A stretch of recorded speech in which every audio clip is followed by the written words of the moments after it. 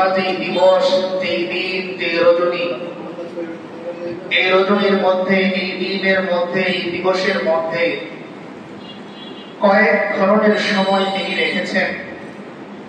আমরা যদি সুবহে সাদিক থেকে চিন্তা করা শুরু করি, তো ফজর যখন উদিত হয়, সুবহে সাদিক যখন হয়, ফজরের ওয়াক্ত যখন হয়, তখন একরকম পরিবেশ থাকে, একরকম আবহাওয়া থাকে।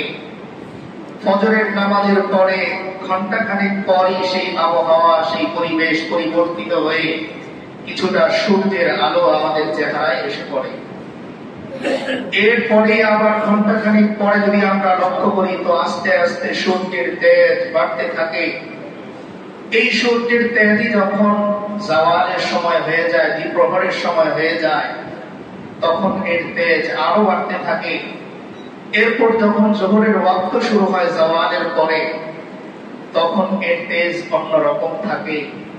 আবার দেখতে দেখতে আসর হওয়ার সঙ্গে সঙ্গে সেই তেজ আবার কমতে থাকে। তো এই দিবসের মধ্যে এই বিভিন্ন রকমের পরিবর্তন, এই সব কিছু আল্লাহ তাআলার ক্ষমতা, কুদরতের উপর দাঁড়ানোত করে। যে একই সূর্য, কিন্তু আল্লাহ তাআলা ঘন্টায় ঘন্টায় এর পরিবর্তন করতেছেন। রঙের পরিবর্তন হচ্ছে, তেজের পরিবর্তন হচ্ছে, আলোর পরিবর্তন হচ্ছে। এই সমস্ত কিছু একমাত্র আল্লাহ তাআলার কুদরতের নিদর্শন। তিনি যে কাদির আলা কুল্লি শাই, তিনি যে সব কিছু করতে সক্ষম, এই কথারই পরিচয়ক। এখান থেকে একজন মানুষের শেখার হাজারো জিনিস আছে। তার মধ্যে অন্যতম একটি হচ্ছে এই, যেটা রাসূল করিম সাল্লাল্লাহু আলাইহি ওয়াসাল্লাম বলেন, আসবাহা বানিয়ান ওয়া আমসা ফাকিরা ওয়া আসবাহা ফাকিরান আমসা বানিয়া। যেটার বাংলা প্রবাদ আমরা জানি, সকালবেলা ধরে তুই ফকির সন্ধ্যাবেলা। একজন মানুষ দিনের শুরুতেই হয়তো আর্থিক সচ্ছল সে থাকে, এই দিনের শেষ ভাগে যে আল্লাহ তাআলা না করুন এমন কোন বিপদের সে সম্মুখীন হয় যে তার বাড়ি ভিটাটাও বিক্রি করে দিতে সে বাধ্য হয়। আমাদের সামনেই আসন্ন কোরবানি।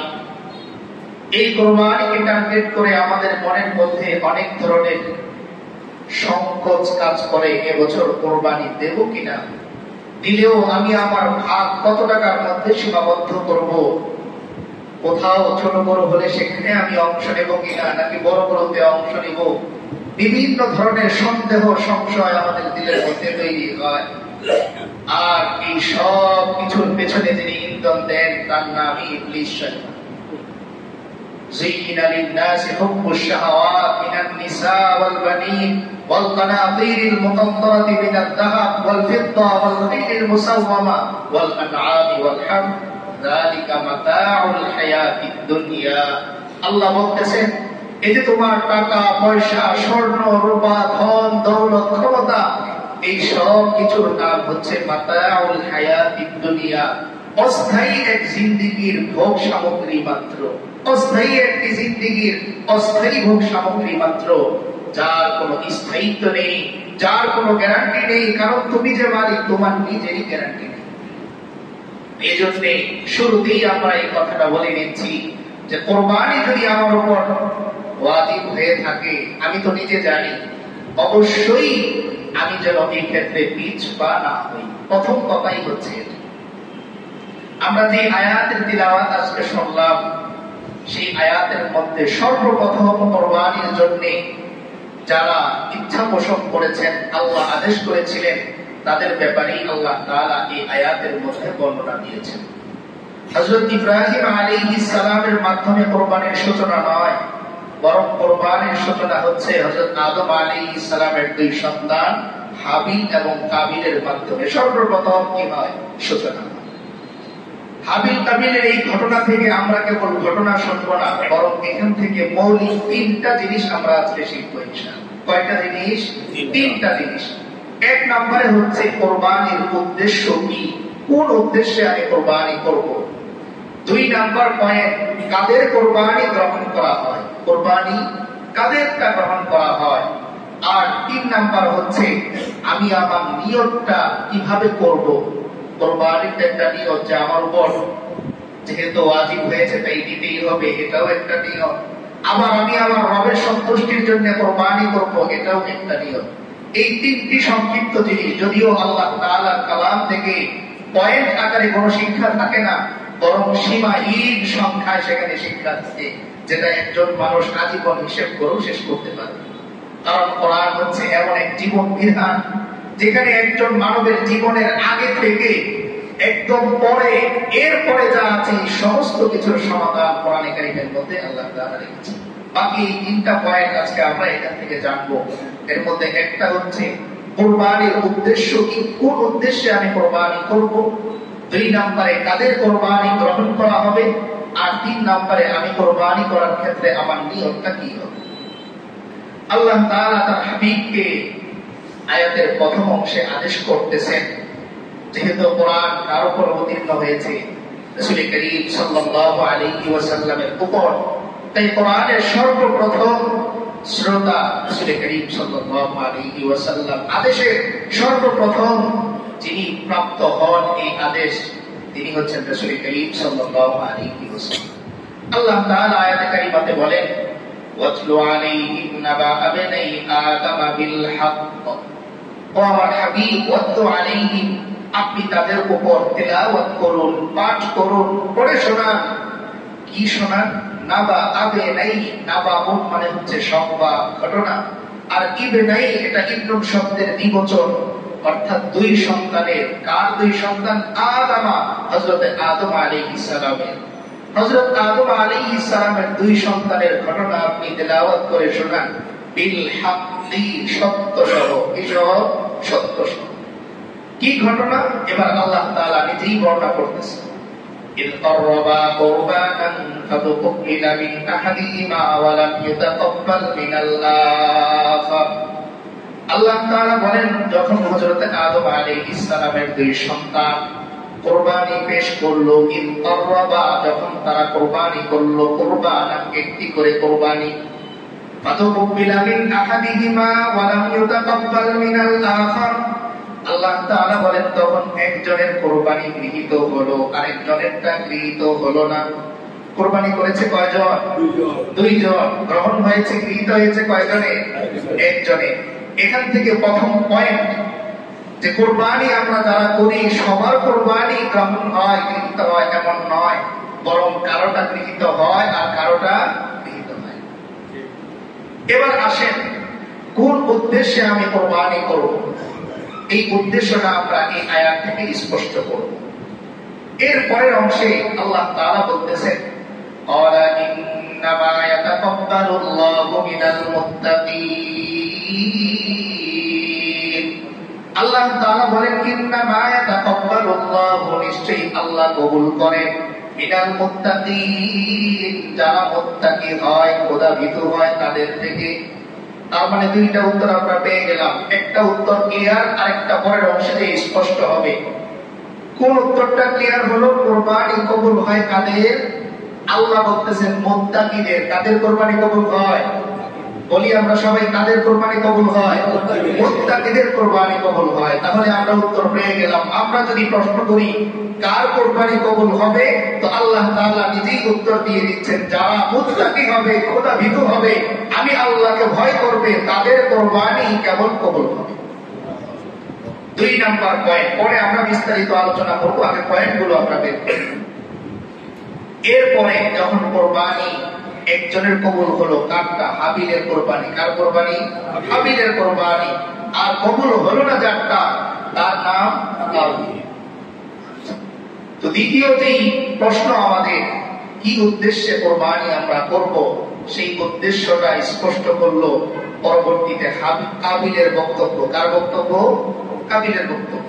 কাবিল বলতেছে, ক্বালা লা আকতুলান্নাক, অবশ্যই আমি তোমাকে হত্যা করব। দোষ কি, অপরাধ কি? তোমার কোরবানি কেন গ্রহণ হলো আর আমারটা কেন গ্রহণ হলো না? এই ক্ষোভ, এই বিদ্বেষে সে কাকে হত্যা করবে? হাবিলকে। কেন এই প্রেরণা, এই চেতনা কাবিলের মধ্যে আসলো? সেটা হলো এই যে হাবিল কোরবানির মাধ্যমে নিজের ভেতরের পশুত্বকে কোরবানি করেছিল, আর কাবিল কুরবানির মাধ্যমে নিজের ভেতরের যে পশুত্ব, এই পশুত্বকে সে কুরবানি করতে পারেনি। এজন্য কুরবানি তো করেছে ঠিকই, কিন্তু তার ভেতরের পশুত্ব কুরবানির পরে আবার জেগে উঠেছে। যেখানে তার এই কথা বলার উচিত যে ভাই হাবিল তুমিই সঠিক, যেহেতু আল্লাহ তোমার কোরবানি কবুল করেছেন, সেখানে তার ভেতরের পশুত্ব তাকে বলতেছে তুমি ঠিক, কেন তোমারটা কবুল হলো, আমারটা কেন কবুল হলো। তার মানে এখান থেকে আমরা বুঝলাম কোরবানির উদ্দেশ্য পশু জবাই করা নয়, বরং কোরবানির উদ্দেশ্য ভেতরের পশুত্বকে কি করা, কোরবানি করা। যেটা হাবিল সেই পশুত্বের কোরবানি করেছিল, আর কাবিল সেই পশুত্বের কোরবানি করতে পারে। 3 নাম্বার, আমি কি নিয়ত করব কোরবানি করার জন্য। হাবিল কোরবানি যখন করে, ইতিহাসে পাওয়া যায় সে একটি পশু নির্বাচন করেছিল। লম্বা হতে পারে, কেউ ছাগল, বিভিন্ন রকমের বর্ণনা আছে। সে পশু পালন করতো, তাই পশু নিয়ে এসেছে। যখন সেই পশু নির্বাচন করে, তার চিন্তা হচ্ছে এই যে আমি আমার রবের সামনে এটাকে পেশ করব, তাই আমার পশুপালের মাঝে সবচেয়ে উৎকৃষ্ট উন্নত যে পশুটা আছে, এটা আমি আমার রবের জন্য নির্বাচন করব। যেহেতু আমি কোরবানি করতেছি আমার রবের সন্তুষ্টির জন্য, যেহেতু আমি কোরবানি পেশ করতেছি আমার রবের সামনে, তাই আমার সামর্থ্য যতটুকু এর সর্বোচ্চটা আমি আমার রবের সামনে পেশ করব। আর কাবিল যখন সে নির্বাচন করে, তখন মনের মধ্যে তার এই কথা ছিলই না যে আমি আমার রবের সন্তুষ্টির জন্য করতেছি, বরং তার মনের মধ্যে ছিল কিভাবে সুন্দর মেয়েটা বিয়ে করা যায়। আমরা জানি ইতিহাস, ওদিকে আমি যাব না। তো তার টার্গেটই ছিল ভিন্ন। হাবিলের টার্গেট রবকে সন্তুষ্ট করা, হাবিলের টার্গেট রবের সামনে উন্নত মানেরটা পেশ করা, আর কাবিলের টার্গেট লড়াইয়ে জিতা। কাবিলের টার্গেট লড়াইয়ে জিতা। এখন বর্তমান সমাজে আসেন, আমাদের অনেকের মধ্যে এটা আছে যে এই এলাকার সবচেয়ে বড় গরুটা কে কিনেছে, কত লাখ টাকা দিয়ে, এর চাইতে বড় গরুটা আমি কিনবো, কারণ এলাকার মানুষ বলতে হবে অমুকের গরুটা সবচেয়ে বড়। তাহলে এই উদ্দেশ্য কার সাথে মিলে যায়? কাবিলের সাথে মিলে যায়, হাবিলের সাথে মিলে না। কারণ হাবিলের টার্গেট ছিল উন্নত মানেরটা দিব, আকারে অনেক বড় হতে হবে এমন নয়, বরং আমি আমার রবের জন্য দিব, আকারে ছোট হোক, কিন্তু সেটা কি হবে, দিনের খালেসি থেকে হবে, একনিষ্ঠতা থেকে হবে। এই 3টি পয়েন্টকে সামনে রেখে আমরা আলোচনা করব। তাহলে প্রথম যে উত্তরটা আমরা ক্লিয়ার পেলাম, সেটা ছিল এই যে আল্লাহ তাআলা কুরবানি কবুল করেন কাদের থেকে? মুত্তাকিদের থেকে। তার মানে বলেন তো, ব্যক্তি আগে না আবেদন আগে? ব্যক্তি আগে না আবেদন আগে? অবশ্যই ব্যক্তি আগে, কারণ আবেদন কে করে? ব্যক্তি করে। আবেদন আগে না, বরং ব্যক্তি আগে, আবেদন পরে। তার মানে আগে আমার মুত্তাকি হতে হবে, এরপর আমার কুরবানি করতে হবে। এমন নয় যে কুরবানি আমি আগে করবো এরপর মুত্তাকি হবো, এটা ভুল, এটা হতে পারে। তাহলে আমার কুরবানির আগে মুত্তাকি হতে হবে। এর প্রথম ট্রেনিং আমরা জানি জিলহজের প্রথম দশক, অনেক ফজিলতের। এর মধ্যে যারা কুরবানি করে তাদের জন্য একটা সুন্নাহ আছে যে জিলহজের চাঁদ ওঠার আগেই নখ টক যা কাটা সব কেটে ফেলবে। কেন এই প্রশ্নটা আমাদের মনে আসে না? কেন এই পয়েন্টটা কেন, এটা সুন্নাহ কেন হবে? আমি নখ প্রতিদিনই তো কাটতে পারি, কিন্তু যে 10 দিন আগে থেকে আমাকে নখ কাটার কথা বলা হচ্ছে, চুল কাটা হলে, মুছ কাটার হলে কেটে ফেলতে বলা হচ্ছে। আমি মুত্তাকি হওয়ার ট্রেনিং শুরু করতেছি, মুত্তাকি হওয়ার ট্রেনিং শুরু করতেছি। কারণ মুত্তাকি যে ব্যক্তি হয়, তার প্রথম ট্রেনিংটা শুরু হয় বাহ্যিক ভাবে। আর বাহ্যিক ভাবে যখন একজন মানুষ ট্রেনিং করা শুরু করে, তো মনের মধ্যেও তার সেই ট্রেনিং এর বাস্তবায়ন হওয়া শুরু করে। এই জন্য দেখবেন যারা এই যে একটু ব্যায়াম করে, জিম করে, তাদের এই বডি ফিটনেস এর পাশাপাশি মনের ফিটনেসও অনেক বেশি মজবুত হয়ে যায়। অনেক বড় বড় রিস্কের কাজ যেটা শরীর দিয়ে চিন্তা করা যায় না, কিন্তু তার মনের মধ্যে আস্থা চলে আসে। কেন? কারণ শরীর এমন একটা জিনিস, এখানে যদি সে সাপোর্ট পায়, ট্রেনিং করা শুরু করে, তো মনের মধ্যেও সে আস্তে আস্তে জোর দিতে থাকে, তো মনটাও শক্তিশালী হয়ে যায়। তো আল্লাহ রাসূল সাল্লাল্লাহু আলাইহি ওয়াসাল্লাম এই যে একটা সুন্নাহ করলেন, এটার একটা উদ্দেশ্য এটাও যে আমি যেন কুরবানির আগে মুত্তাকি হওয়ার ট্রেনিং শুরু করে দিই। কিসের ট্রেনিং? মুত্তাকি হওয়ার। কিন্তু বড় আফসোসের বিষয় হলো এই যে এই সময়টা আমি যে মুত্তাকি হব, এই সময়টাই আমি বের করতে পারি।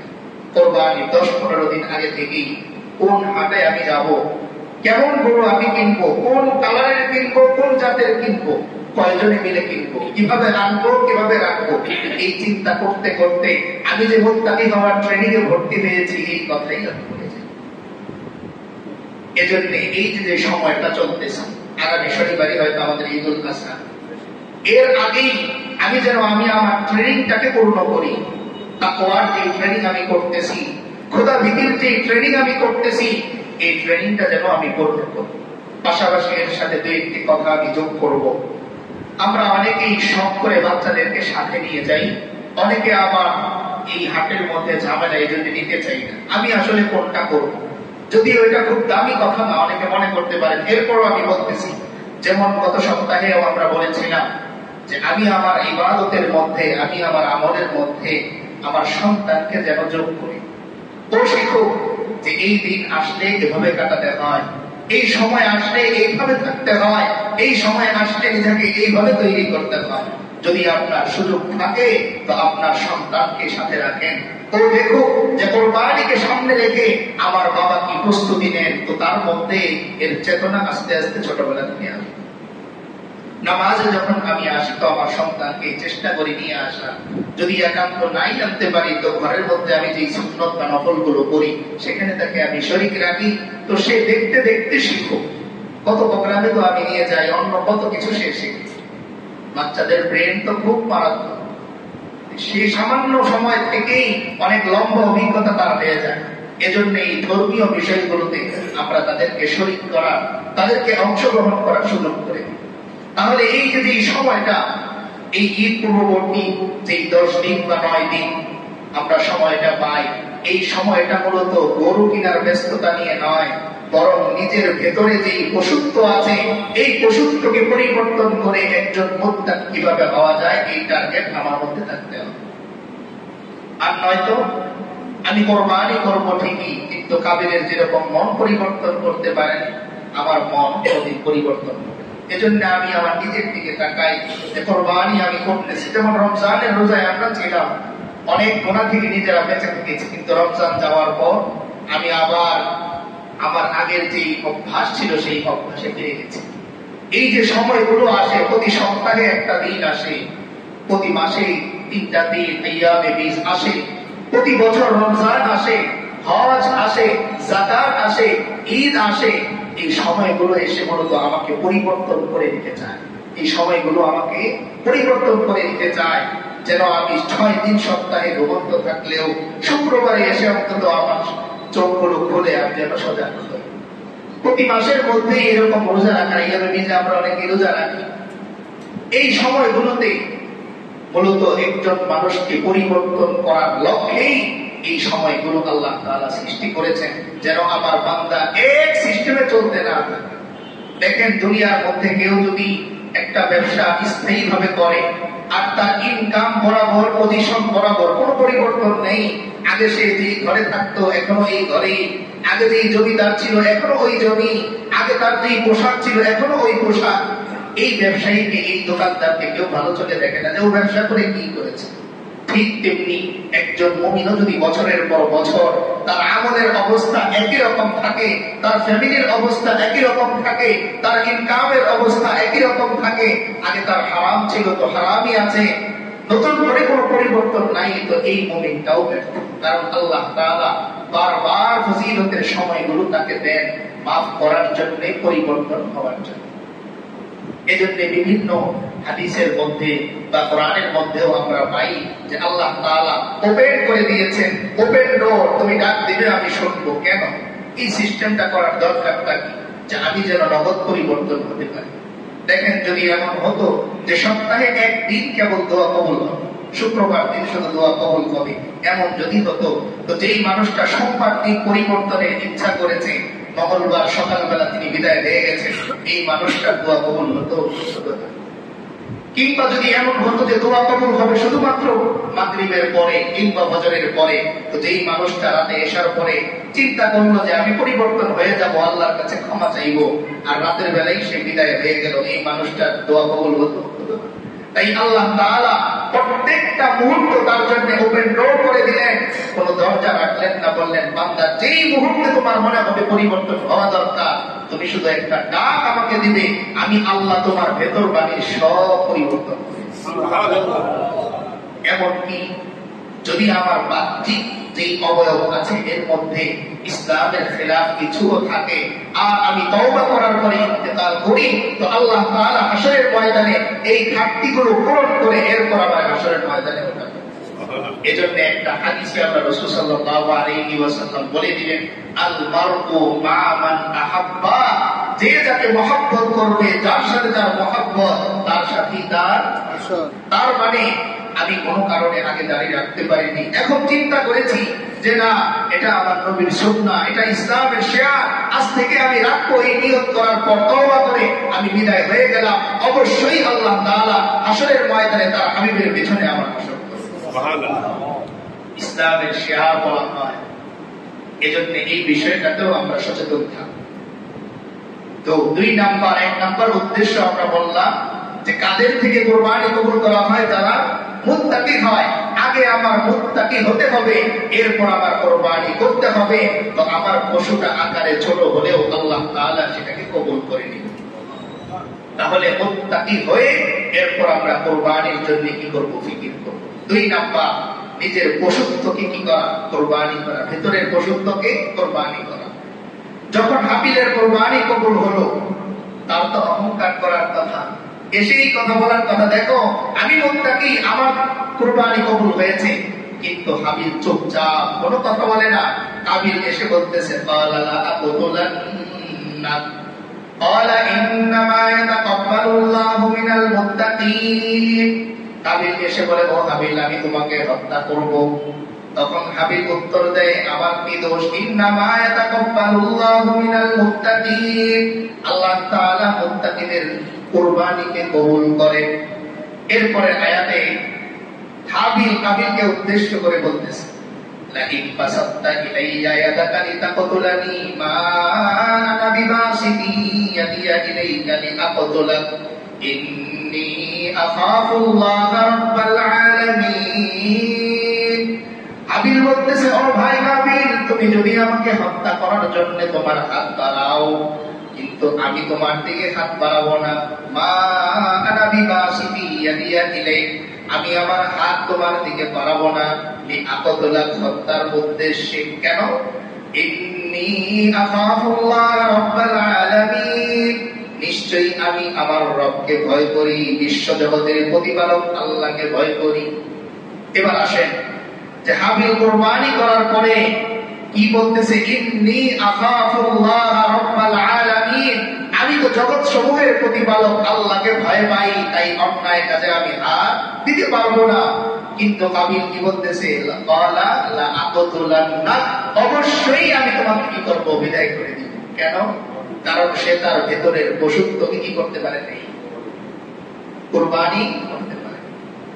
এখান থেকে আমরা আরো একটি পয়েন্ট যোগ করব, যে প্রকৃত দুর্বল ব্যক্তিকে আমরা দুনিয়ায় যে শক্তি বুঝি, দেহের শক্তি, আসলে শক্তিশালী কে এটা আমাদের জানা দরকার না। প্রকৃত শক্তিশালী তারা যারা মুত্তাকি, যারা কি মুত্তাকি। আর যারা মুত্তাকি হয় না তারা প্রকৃত শক্তিশালী হয় না। কিভাবে বললাম এই কথা বা কিভাবে বুঝলাম? এই পৃষ্ঠার শেষের দিকে আল্লাহ তাআলা সেটা ক্লিয়ার করেছেন এবং কাবিলের মাধ্যমে সেটা স্বীকারও করিয়েছেন। কাবিল এই কথা স্বীকার করেছে যে আমার ভাই হাবিলই শক্তিশালী, আমি মূলত শক্তিশালী না। কিন্তু ইতিহাসে পাওয়া যায় দৈহিক অবয়বে কাবিল মোটেও হাবিলের চাইতে দুর্বল ছিল না, কিন্তু হেরে গেছে কোথায়? তাকওয়ায়। হেরে গেছে কোথায়? তাকওয়ার কাছে। হাবিলের তাকওয়ার কাছে কাবিলের মতো ব্যক্তি কি করছে? হেরে গেছে। যখন নাকি সে হত্যা করেই ফেললো, সংক্ষেপে আমি বলতেছি, এরপরে সে এই দেহটা কি করবে চিন্তায় পড়ে গেল। হাবিল কিন্তু তার ভ্রাতৃত্ব প্রকাশ করেছে যে ভাই তুমি আমার আত্মীয়, এক নাম্বার। দুই নাম্বার, আমার রবের থেকে এই আদেশই নেই অন্যায় ভাবে কারো দিকে হাত তোলার, তাই আমি হাত তুলবো না, আমি আমার রবকে ভয় পাই। এরপরেও যখন নাকি কাবিল তাকে এই হত্যা, তার যে ইচ্ছা এটা পূরণই করলো, এবার যখন তার দেহটা পড়ে আছে, সে কি করবে চিন্তা করে বের করতে পারছে। তখন আল্লাহ তাআলা বলেন, ফাবাআতাল্লাহু গুরাবান ইয়াবহাতু ফিল আরদ লিইউরিয়াহু কাইফা ইওয়ারি সাওআতা আখি। তখন আল্লাহ তাআলা একটি কাক কুদরতি ভাবে পাঠালেন। তো একটা কাক এসে আরেকটা কাকের মৃতদেহকে ইয়াবহাসু ফিল আরদ, জমিনের মধ্যে সে খনন করতেছে। কাক কেন? লিইউরিয়াহু, যেন সে তাকে দাফন করতে পারে। এই জিনিস দেখে কাবিল বুঝতো যে এইভাবে কি করতে হয়, মাটির নিচে দাফন করতে হয়। সেখান থেকে অনেকে বলে সর্বপ্রথম কবরস্থ করা হয় কাকে? হাবিলকে। সর্বপ্রথম কবরস্থ কাকে করা হয়? হাবিলকে। আর সর্বপ্রথম কবর দেখে, সর্বপ্রথম কবর দিতেছে কাকে? কবর দিতেছে একজন মুত্তাকি হাবিলকে। কাকে? একজন মুত্তাকি হাবিলকে। যখন সে দাফন কাজ শেষ করলো তখন সে আফসোস করে বলতেছে, قال يا ويلتى أعجزت أن أكون مثل هذا الغراب فأواري سوءة أخي فأصبح من النادمين। তখন কাবিল আফসোস করে বলতেছে, আরে একটা কাক জানে কিভাবে একটা মৃতদেহকে দাফন করতে হয়, কবরস্থ করতে হয়। আর আল্লাহ মানুষকে এত দামি, এত মেধা, এত জ্ঞান দিয়ে তৈরি করেছেন, কিন্তু আমার ভাই হাবিলের মৃতদেহটা কিভাবে আমি দাফন করব এটাও আমি বুঝতেছি না। তো সে মানসিক ভাবে এতটাই দুর্বল হয়ে পড়লো যে পরে সে শুধু আফসোস করতে লাগলো যে আমার মেধা এত দুর্বল যে একটা কাক জানে কিভাবে একটা মৃতদেহকে কবরস্থ করতে হয়, দাফন করতে হয়, কিন্তু আমি কাবিল বুঝলাম না কিভাবে কি করতে হয়, দাফন করতে হয়। কি করে দিলেন আল্লাহ তাআলা? দুর্বল করে দিলেন। তার মানে শক্তি অর্জন হয় খোদা ভীতি থেকে, শক্তি অর্জন হয় তাকওয়া থেকে, সচেতনতা তৈরি হয় আল্লাহর ভীতি থেকে, সচেতনতা তৈরি হয় তাকওয়া থেকে। পৃথিবীর কোন জ্ঞান আপনাকে সচেতন করতে পারবে না, একমাত্র কোরআনের জ্ঞান আর আল্লাহর ভীতি। এই জন্য আমরা বর্তমানে যাদেরকে বলি সচেতন মানুষ, যদি তার ভিতরে কোরআন থাকে, যদি তার ভিতরে তাকওয়া থাকে, তবেই কেবল সে সচেতন ব্যক্তি হতে পারবে। আর নয়তো কোরআন বলে যার ভিতরে তাকওয়া নাই, যার ভিতরে খোদা ভীতি নাই, তার মধ্যে পৃথিবীর সমস্ত গুণ থাকলেও সে কোনোদিন সচেতন মানুষ হতে পারে। তার মানে সচেতন নাগরিক তৈরি করার জন্য আগে প্রথমে তাকে তাকওয়ার ট্রেনিং করার লাগবে। কি করার লাগবে? আপনি একা কয়টা মানুষকে অন্যায় থেকে দূরে রাখতে পারবেন?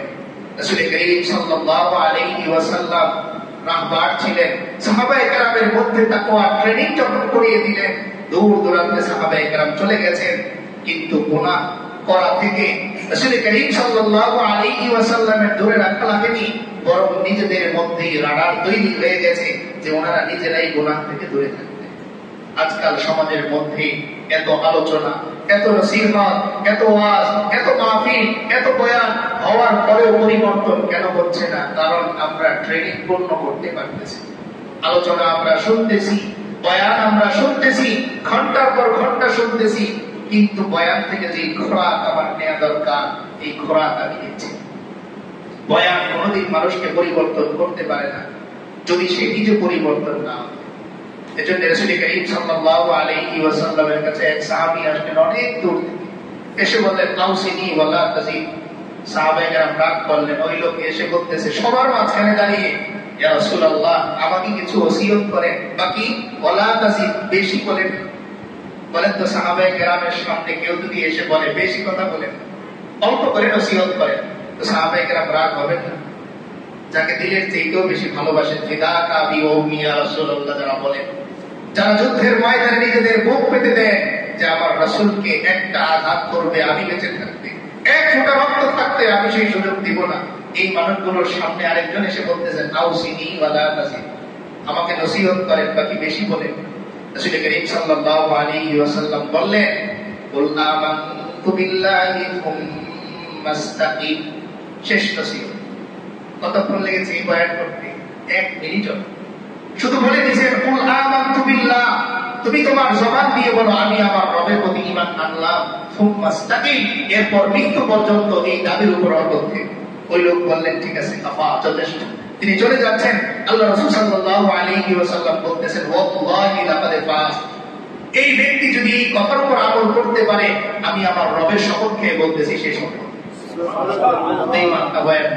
সারাদিন ব্যাপী তাফসীরুল কোরআন মাহফিল না, বছর ব্যাপী মাহফিল না, বরং একটা বাক্য বলে দিলেন, একটা বাক্য, কুল আমানতু বিল্লাহ, তুমি বলো আমি মুমিন, আর এরপর মৃত্যু পর্যন্ত অটল থাকো, তোমার জাহান্নামে নেয়ার মতন কিচ্ছু নেই, তুমি জান্নাতে সরাসরি চলে যাবে। শুধু এই একটা কথার উপর আমাদের পরিবর্তন কেন হচ্ছে? 2 ঘন্টা 3 ঘন্টা শুনতেছি, আমি কেন বললাম আমি জানি না, আর আমি কেন শুনলাম আমি জানি না। উদ্দেশ্যহীন আমি বলতেছি, উদ্দেশ্যহীন আমি শুনতেছি, মুমিন কখনো উদ্দেশ্যহীন কাজ করতেই পারে না। আল্লাহ রাসূল সাল্লাল্লাহু আলাইহি ওয়াসাল্লাম বলেন, মিন হুসনি ইসলামিল মারই তারকুহু মা লা ইয়ানি। একজন ব্যক্তির ইসলামের সৌন্দর্য হচ্ছে এই যে সে অনর্থক জিনিস ছেড়ে দেয়, অনর্থক জিনিস ছেড়ে দেয়। আমার কোনো কাজ যেন উদ্দেশ্যহীন না হয়, বাস আমি কোরবানি করলাম কেন করতে হবে এমন যেন না হয়। এই কোরবানি করার সময় যখন পশুর গলার মধ্যে ছুরিটা রাখতেছে, আমি দাঁড়িয়ে দেখি যে আমি আমার মনের ভিতরের পশুত্বের মধ্যেও ছুরিটা রাখলাম। তিনি আল্লাহু আকবার বলে পশু কোরবানি করলেন, আমিও আল্লাহু আকবার বলে আমার ভেতরের পশুত্বটা কোরবানি করে দিই। এই পশুটা জবাইয়ের পরে, কোরবানির পরে ও কথা বলে, নড়াচড়া করে কিছুক্ষণ, শেষ। এরপরে আমি যেইভাবে ওরে চালাই, যেইভাবে এই কষাই চালাচ্ছে সে সেভাবেই চলতেছে, ঠিক তেমনি আমিও দাঁড়িয়ে দাঁড়িয়ে যখন আমার ভেতরের পশুত্বটা কোরবানি করে দিলাম, এরপর থেকে আমি আমার মর্জি অনুযায়ী চলবো না। আমার রব আমারে যেইভাবে চালান, আমার শরীয়ত আমারে যেইভাবে চালায়, আমার দিন আমাকে যেইভাবে চালায়, আমি ওইভাবেই চলবো। এটাই ছিল উদ্দেশ্য। এই জন্য জবাইয়ের সময় আমরা সামনে থাকবো।